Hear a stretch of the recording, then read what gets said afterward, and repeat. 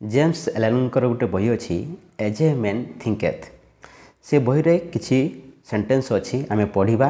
एवं ता माने को आम डीपली बुझा ठीक अच्छे कही man is a growth by law and not a creation by artifice and cause and effect is as absolute and undeviating in the hidden realm of thought as in the world of visible and material things. Man is a growth by law माने मनुष्य जो ये जन्म होची आ बढ़ुची एटा law अनुसार आम जो प्रकृति गोटे नियम अच्छी नियम अनुसार ही मनुष्यटी जन्म होची एवं तार ग्रोथ होची not a creation by artifice. तेणु मनुष्यर जो जन्म बा ग्रोथ अच्छी सेटा प्रकृतिर नियम अनुसार होची not a creation by artifice कौन सी कृत्रिम उपाय बा आर्टिफिशियली मनुष्यटी सृष्टि है नहीं बा कौन सी व्यक्ति ताकू स्किलफुल भाव में ताकू सृष्टि करी नहीं and cause and effect is as absolute माने कॉज और इफेक्ट एठी कॉज माने कौन सी एक्शन बा कौन सी कारण घटिबो इफेक्ट है तार फल जदि कौन सी घटना घटुची एवं तार फल सुनिश्चित मिलिबो कॉज अच्छी माने तार इफेक्ट अच्छी एटा होची तार प्रकृतिर नियम बा लॉ ऑफ नेचर ठीक अच्छे cause and effect and undeviating in the hidden realm of thought as in the world of visible and material things। से कौची जेमिति आम माइंड रे बा आम थॉट रे कॉज और इफेक्ट हुए जदि आम भल चिंता करिबा राइट डायरेक्शन में चिंता करिबा तेणु आमर एक्शन मध्य राइट डायरेक्शन हेबो एवं भल हेबो जदि आम माइंड भितर थॉट सब नेगेटिव थॉट रहिबो बा कहा प्रति नेगेटिव थिंकिंग रहिबो कहा प्रति कौन लोकर आम खराब चिंता करुवा तेणु आम एक्शन ठीक से भाई हम तो ये आम कज जहाँ भी हम तार इफेक्ट से हम तेणु यहाँ हूँ प्रकृतिर नियम कज एंड इफेक्ट से कौच आम जो थॉट्र परिसर रियल्म ऑफ थॉट माने आम भावनार परिसर भितर जमी कज एंड इफेक्ट हुए ठीक सेमती आम जो विजिबल बा मटेरियल थिंग्स अच्छी आम वर्ल्ड रे माने जहाँ आम बाहर देखुचे दुनिया रे सेठी से कज आ इफेक्टर लॉटा एप्लाई हुए फॉर एग्जांपल प्रकृति आम देखुचे प्रकृतिर गछ अच्छी जदि आम गछ को आम नष्ट करवा गछ को आम काटिबा एटा गोटे कज है तार इफेक्ट कौन हम ना वर्षा कम हम वर्षा भी न भी पारे तेणु गछ काटिले वायुमंडल प्रदूषण भी होची तेणु आम समस्त जानूँ जे गछ काटिले कौन कौन तार प्रभाव बा कुप्रभाव अच्छी तमें ये कौन आसला कज आउ इफेक्ट ठीक अच्छे बा पानी को आम गरम कले या बाष्परे बा पानी फुटब तापर बाष्पर परिणत हो तेणु ये है कज आउ इफेक्ट तेणु आम बुझिले लॉ रे बा आम प्रकृतिर नियम अनुसार ये कज आउ इफेक्ट एप्लाय हो जहाँ भी आम प्रकृति रे हो बा आम माइंड भितर थॉट बेसिस रे हो जहाँ भी आम गोटे एक्शन देखुचे बा रिजल्ट देखुचे बा इफेक्ट देखुचे ता पछरे कौनसी ना कौनसी कारण अच्छी तेणु ये कज आउ इफेक्ट उपर बेसी गुरुत्व दिखाई a noble and godlike character is not a thing of favor or chance but is the natural result of continued effort in right thinking the effect of long cherished association with god like thoughts। बढ़िया कथा कहते जे noble and godlike character noble माने होची महान आ God like होची माने भगवान सदृश माने भगवान परी भगवान चरित्र आम जहाँ को भगवान मानुचे तांकर चरित्र सेटा कहते गॉड लाइक कैरेक्टर तेणु a noble and godlike character is not a thing of favour or chance गोटे मनुष्य पाखरे जो महान चरित्र प्रतीयमान हुए एटा तार कहार कृपार मिले नहीं किंबा बाय चांस मिले नहीं ए महान चरित्र बा भल गुण बा भल चरित्र गोटे मनुष्य केतेबेले एक्वायर करे बा केतेबेले ता पाखर प्रतीयमान हुए ना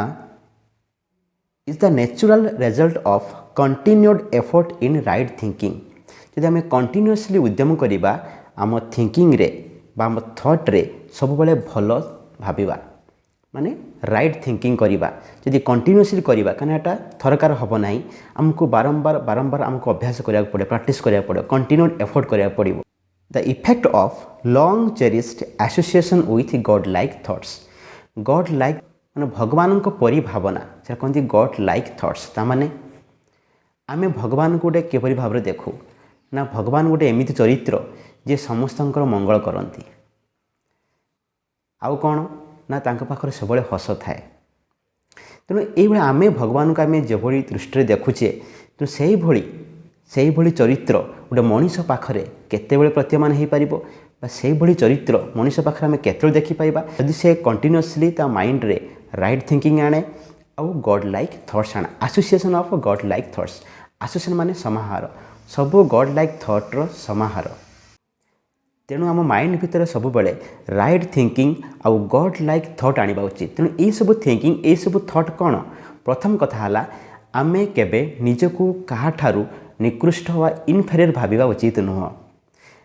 ଆମେ ଦେଖୁଛେ ଆମେ ଯେତେବେଳେ ମନ୍ଦିରକୁ ଯାଉ, ମ୍ୟାକ୍ସିମମ୍ ଆମ ଭିତରେ ବହୁତ ଅଧିକାଂଶ ମନ୍ଦିରକୁ ଯାଉ, ଭଗବାନ ପାଖରେ ଏମିତି ହାତ ଯୋଡ଼ି କହୁ, ପ୍ରଭୁ ହେ ଭଗବାନ ମୁଁ ବହୁତ ପାପୀ, ମୋତେ କ୍ଷମା କର, ଏସବୁ କହୁଛେ କି ନାହିଁ? ମ୍ୟାକ୍ସିମମ୍ ମାଇଣ୍ଡରେ ଆସେ। ତେଣୁ ଆମେ ପାପ କାହିଁକି କରିବା? ଭଗବାନଙ୍କୁ କାହିଁକି ଆମେ କ୍ଷମା ମାଗିବା? ତେଣୁ ଯଦି ଆମ ମାଇଣ୍ଡ ଭିତରେ ଆମେ ସବୁବେଳେ ନିଜକୁ ଉତ୍କୃଷ୍ଟ ଭାବିବା, ଆମେ ଭାବିବା ଆମେ ହେଉଛେ ଭଗବାନଙ୍କର ସନ୍ତାନ, ଭଗବାନ ଆମକୁ ସୃଷ୍ଟି କରିଛନ୍ତି, ତେଣୁ ତାଙ୍କର ଯେଉଁ ଗୁଣ ଚରିତ୍ର ସେ ଆମ ପାଖରେ ରହିବା ଉଚିତ। ତେଣୁ ଏଇସବୁ ଜିନିଷ ଆମ ପାଖରେ କେତେବେଳେ ପ୍ରତୀୟମାନ ହେବ ଯଦି ତାଙ୍କ ଭଳି ଭାବନା ଯଦି ଆମ ମାଇଣ୍ଡ ଭିତରେ ଆଣିବା, ମାନେ ଲୋକମାନଙ୍କର ସେବା ଭାବନା ଆଣିବା, ସମସ୍ତଙ୍କର ମଙ୍ଗଳ ହେଉ ବୋଲିକି ଆମେ ଭାବନା ଆଣିବା, କାହା ଦୁଃଖରେ ଦୁଃଖୀ ହେବା ଏବଂ ସମସ୍ତଙ୍କର ଆମେ ସୁଖ କାମନା କରିବା। ତେଣୁ ଏଇସବୁ ଯେଉଁ ଭାବନା ଏସବୁ ହେଉଛି ଗଡ୍ ଲାଇକ୍ ଥଟ୍ସ। ଏମିତି ଗୋଟେ ବଗିଚାରେ ଭଲ ଗଛକୁ ଆମେ ବଢ଼ାଇବାକୁ ହେଲେ ସେହି ଗଛର ପାଖାପାଖି ଏରିଆରେ ଯେଉଁ ଛୋଟ ଘାସ ଥିବ ବା ଅନାବନା ଗଛ ଥିବ ତାକୁ ଆମକୁ ରେଗୁଲାରଲି ବା ସବୁବେଳେ ତାକୁ ଆମକୁ ପଡ଼ିବାକୁ ପଡ଼େ, ମାନେ ସେ ଗଛର ଆମକୁ ଯତ୍ନ ନେବାକୁ ପଡ଼େ। ଠିକ୍ ସେଭଳି ଆମର ଯେଉଁ ଥଟ୍ ଅଛି ବା ମାଇଣ୍ଡ ଅଛି ତାକୁ ସବୁବେଳେ ଗାର୍ଡେନିଂ ଦରକାର। ମାନେ ମାଇଣ୍ଡରେ କୌଣସି ଖରାପ ଜିନିଷ କ୍ରିଏଟ୍ ହେଉନି ତ,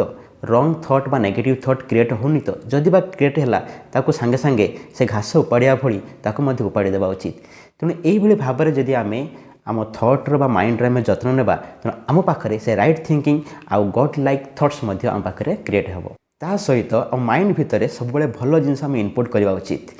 ଆମେ ଯେଉଁ ମୋବାଇଲରେ ସବୁ ବହୁତ ଜିନିଷ କଣ୍ଟେଣ୍ଟ ଆମେ ଦେଖୁଛେ